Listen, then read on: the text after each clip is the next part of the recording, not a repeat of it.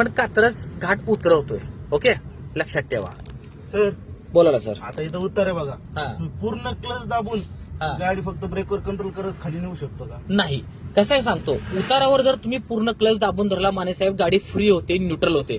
जाणवते का क्लच दाबावर पूर्ण हा, असं डायरेक्ट फ्री होते बघा, सुटली बघा गाडी एकदम सुसाट. बरोबर ना?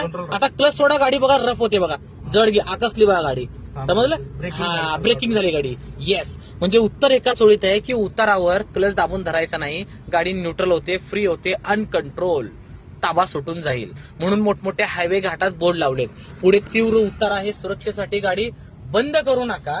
ओके, आणि न्यूट्रल करू नका. न्यूट्रल म्हणजे एकतर गिअरनी न्यूट्रल आणि क्लच दाबून न्यूट्रल. येते का लक्षात? ब्रेक दाबल्यानंतर काय विषय होतो आपलं? सॉरी, बंद केल्यानंतर गाडी बंद केली की सर हे पॉवर सिस्टीम आहे, पॉवर इंजिन आहे. इंजिन चालू तर सगळंच चालू, इंजिन बंद तर सगळंच बंद. बरोबर ना? म्हणून गाडी बंद नाही करायची आपल्याला. स्टेअरिंग लॉक होतं, ब्रेक फेल होतात. आलं का लक्षात तुमच्या? जेवढा त्याला पेट्रोल सप्लाय चालू आहे, इंजिन चालू आहे, तेवढं सगळं बाकीचं सगळं चालू राहणार आहे. पेट्रोल बंद तर सगळंच बंद, आणि फायनल माणूस बी बंद, म्हणजे ऍक्सिडेंट. आलं लक्षात? यामुळे उत्तर एका चोळीत आहे, गाडी बंद नाही करायची, क्लच दाबून नाही धरायचा. ओके, लाईट ब्रेक यूज करायचा, नो क्लच. आणि जर गाडी खूप स्लो झाली तर क्लच दाबून गिअर काढायचा ऍट दी एंड, बट अगोदर क्लच दाबायचा नाही. समजलं? Yes sir. Yes sir.